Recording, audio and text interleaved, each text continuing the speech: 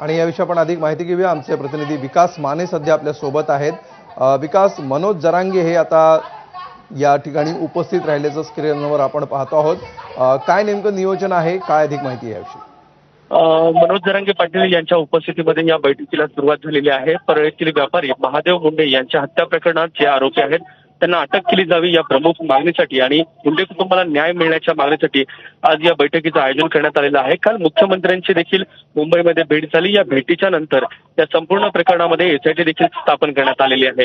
असं असताना दुसरीकडे बीडमध्ये आज जरांगे पाटलांच्या उपस्थितीमध्ये बैठक होत आहे आणि याच बैठकीमध्ये ज्ञानेश्वरी मुंडे आणि त्यांचं कुटुंब, त्याबरोबरच सरपंच संतोष देशमुख यांचे भाऊ धनंजय देशमुख देखील या ठिकाणी उपस्थित राहिलेले आहे। आणि या ठिकाणी व्यासपीठावरती दाखल होताच ज्ञानेश्वरी मुंडे यांना आपले अश्रू जे आहेत ते अनावर झालेले आहेत, त्याबरोबर धनंजय देशमुख यांना देखील अश्रू अनावर झालेले आहेत। आणि या संपूर्ण घटनेमध्ये आम्हाला न्याय मिळावा अशी प्रमुख मागणी जी आहे ती सध्या मुंडे आणि देशमुख कुटुंबाच्या माध्यमातून या ठिकाणी करण्यात आलेली आहे।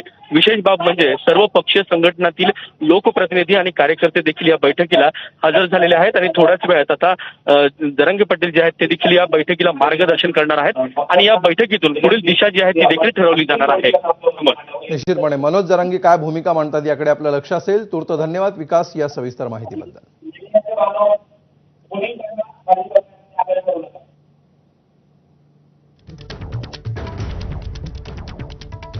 तर या बैठकीला